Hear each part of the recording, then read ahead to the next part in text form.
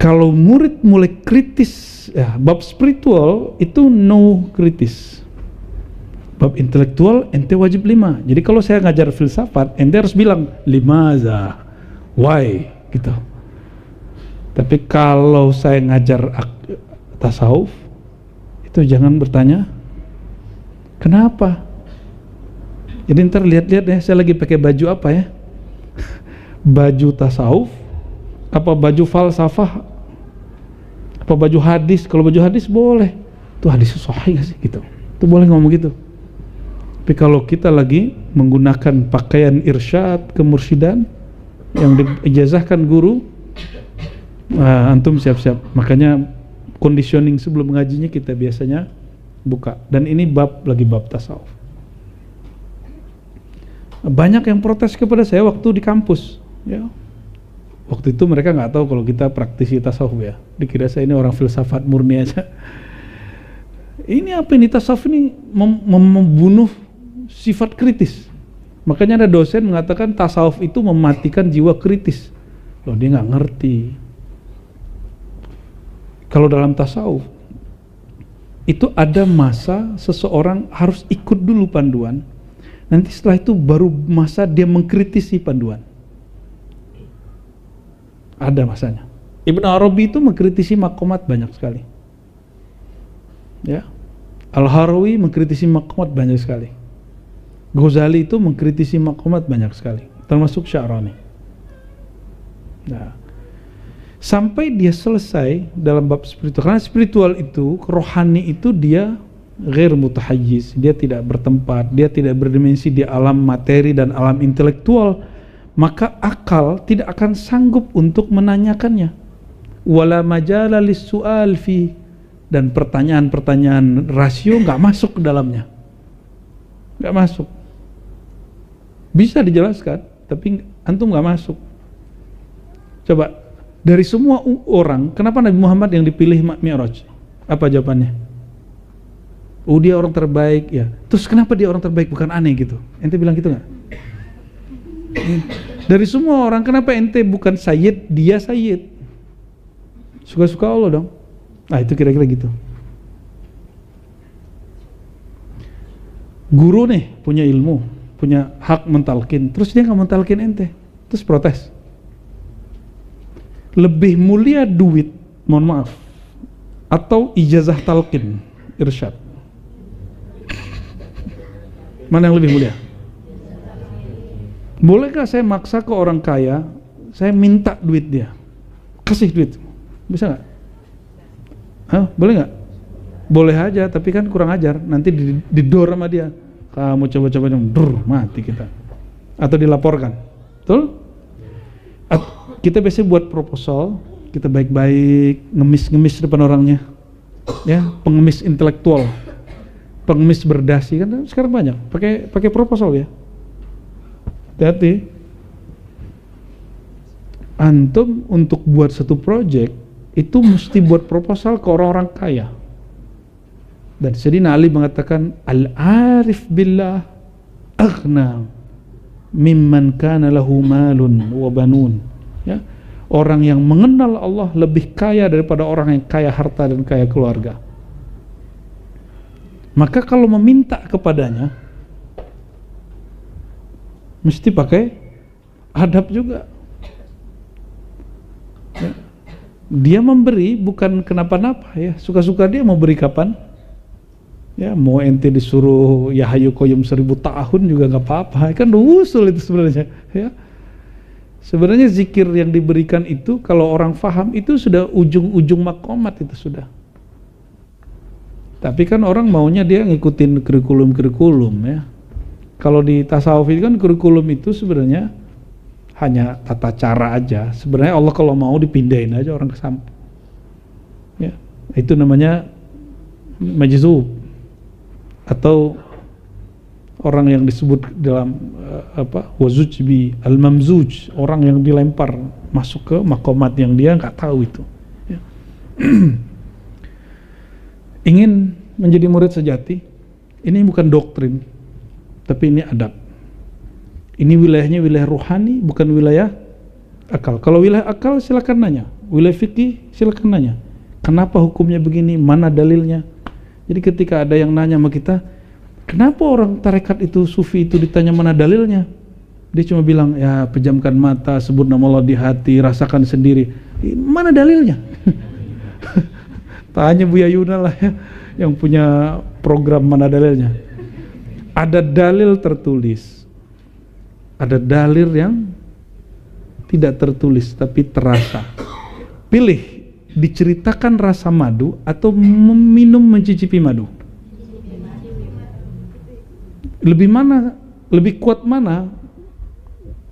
Jurnal 11 halaman tentang khasiat madu dan rasa madu dengan kita minum 11 hari madu tiap pagi. Lebih kuat mana dalilnya?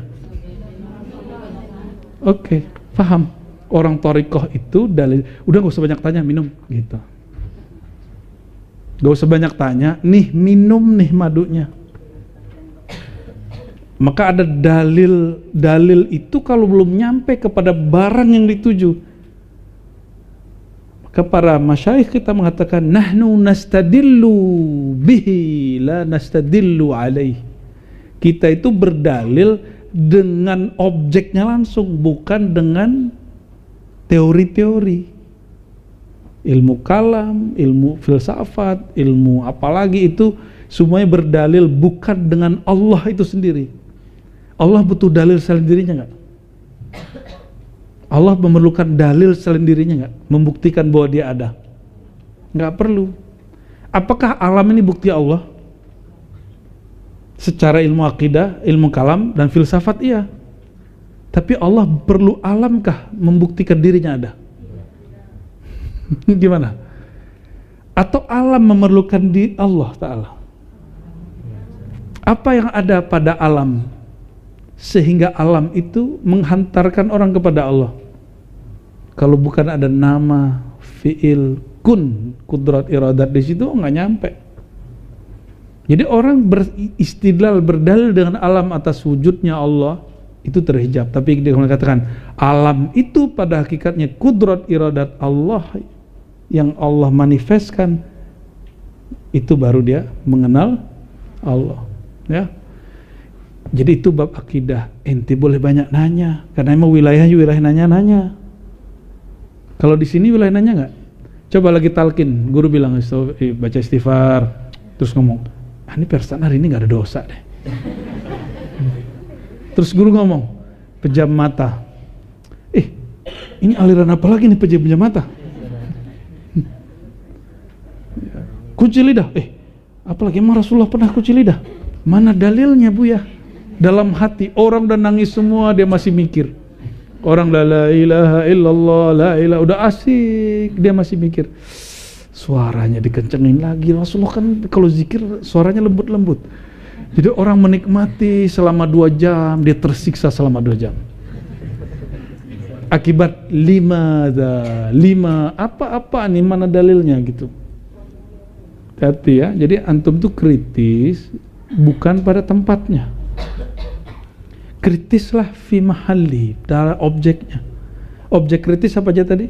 Ilmu akliyat dan ilmu hissiyat. Ya, ilmu rasio dan materi. Itu boleh kita kritis ya. Kalau bab rohani dia bab rasa. Udah gak usah banyak nanya, kamu rasakan saja. Ya. Faqad ajmal asyakh, telah ijma' para mursyid dan masyayikh ala anna kulla murid, bahwa setiap murid qala li syaikhihi, yang berkata kepada gurunya, lima, kenapa engkau mengatakan begini? La yuflih fit tariq. La yuflih, ini pakai lan bagusnya. Lan yufliha fit tariq, itu dibenerin tuh Bu ya. Ya. Hah? Ada lan ya, jadi yang sahih pakai lan. Lan la yufliha fit tariq, tidak akan pernah sukses dalam menempuh jalan spiritual.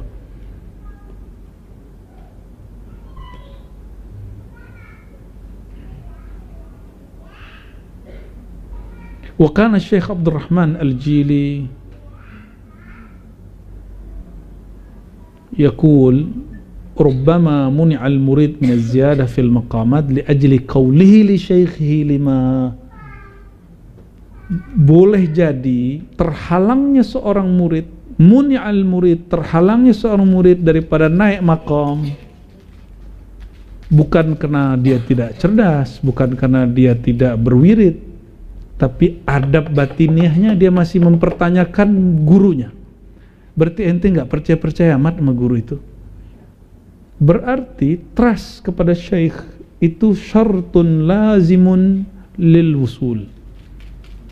As-siqah fi syekh, percaya kepada guru, itu syarat orang bisa sampai kepada jalan. Ya.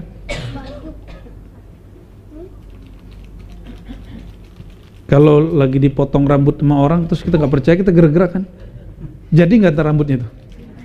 Terus kalau masuk barbershop,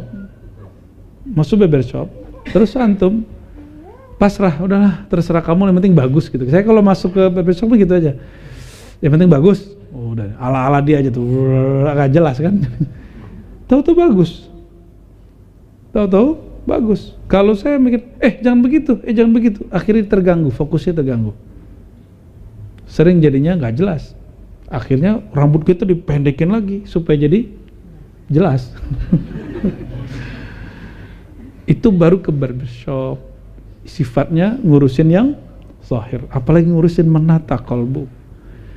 Ya, kami ini masih muda lah ya, kami nggak ada yang sempurna. Mungkin mendidik apalagi yang umurnya di atas saya. Mohon maaf jika cara kami membina itu kurang pas. Kesempurnaan hanya milik Allah Subhanahu wa ta'ala. Kalau antum merasa kurang pas dengan kita nggak keberatan antum cari guru yang lain. Tapi ngaji boleh di sini, ngaji kitab. Kalau cari mursyid yang lain, fadhal. Ya, saya pahit-pahit ngomong begitu ya. Nggak cocok dengan cara beliau-beliau ini, cara kami. Maafi muskilah. Bagi saya nggak ada masalah. Tapi syaratnya cuma satu. Siapapun gurumu, ngaji. Jangan cuma wirid, jangan cuma riyadhah. Karena Rasulullah SAW menyebut dirinya Darul Hikmah, Darul Ilmi, Madinatul Ilm.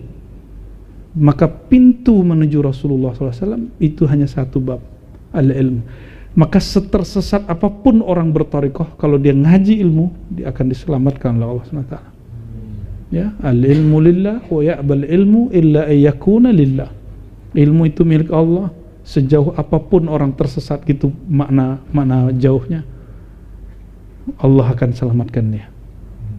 Ya, insya Allah. Jadi apa yang membuat seseorang terhalang dari maqamat, bertambah maqamat, li ajli qawlihi, karena dia mengatakan dia kurang trust kepada gurunya. Baca wirid 70.000, baca sih 1.000, 2.000, baca ya Hayyu Qayyum, tapi di hati masih nanya, benar gak sih dia tuh wali gitu? Masih ngomong gitu. Masa dia mursyid? Kan masih muda. Tuh lihat tuh yang Pak Gesang, ente mursyid gak? Umur berapa? 58. Ya, berapa umurnya? 58. Bukan mursyid. Jadi kalau yang cari orang tua, no. Tauhid umur berapa Tauhid? 52. Lah di bawah Pak Gesang dikit. Ente mursyid gak? Lah. Sidi Al-Qattani nulis Khabiatul Qaun umurnya belum nyampe 40.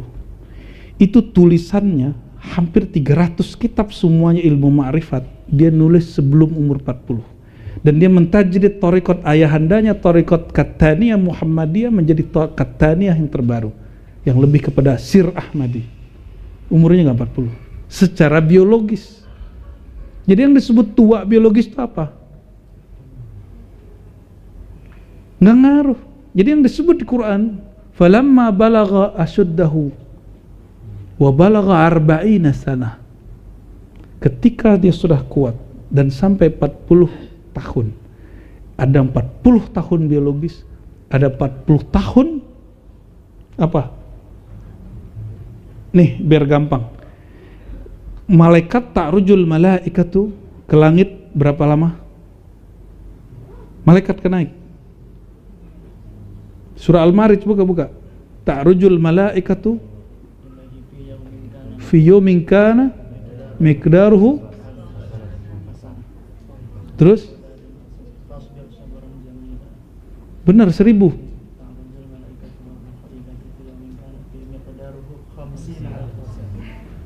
Khamsina 50 itu alam siapa? Alam ma'arij malaikat. 50 kalau ada ruh antum dibawa naik ke atas seumur 50.000 tahun. Tua itu namanya. Jadi jangan main-main sama ruh para masyayikh. Ruh mereka tuh tuanya bukan main. Karena mereka dibawa ke alam ma'arij malaikat. Itu baru ma'arij malaikat. Gimana kalau ruhnya dibawa ke alam yang mereka melapor kepada Allah? Mereka nggak jumpa Allah. Allah cuma berkalam lewat suaranya yang hanya Allah yang tahu. Bagaimana engkau meninggalkan hambaku? Lalu malaikat menjawab, ya Rabb, kami tinggalkan mereka, mereka sedang zikir, sedang sholat. Itu perjalanan mereka 1000 tahun. Kalau ada orang dinaikkan ke makom itu, umur dia 1000 tahun. Naik 50.000 tahun. Kalau sampai ke alam arsyah, wallahu a'lam. Maka Sayyidina Muhammad SAW, walaupun umurnya cuma 63 tahun, beliau di mi'rajkan 3 atau 5 tahun, begitu riwayatnya, sebelum hijrah.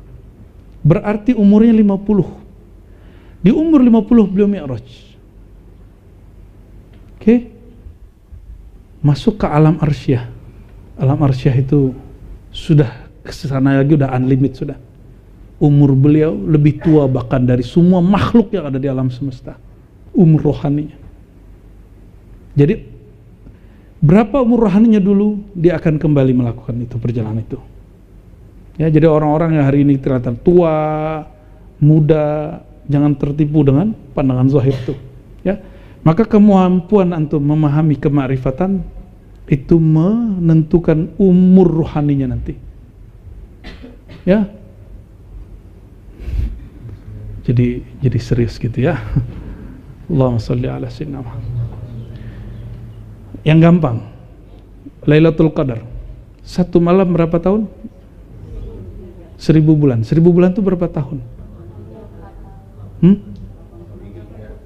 Nah, 80-an. Oke. Berarti orang yang dapat makrifat Lailatul Qadar malam itu umurnya 80 langsung. Lailatul Qadar itu bukan seperti orang bilang saya pengen sedekah malam ini sama dengan enggak. Al-Qadar dhayyik. Al-Qadar bermakna dhayyik, malam yang sempit, waktunya sempit sekali, dan itu misterius. Orang yang diberkahi Allah malam itu umur dia 80 tahun langsung. Tua langsung tuh. Tua langsung dia. Ente tua langsung. Jadi, zohirnya aja baru 38, 35 ini. Tua sudah itu. Kalau nggak bisa baca teks tua. Unyu-unyu begitu ya. Kayak Buya Asfi ini kan unyu-unyu bener nih orangnya. Ya, selamat tua Buya ya.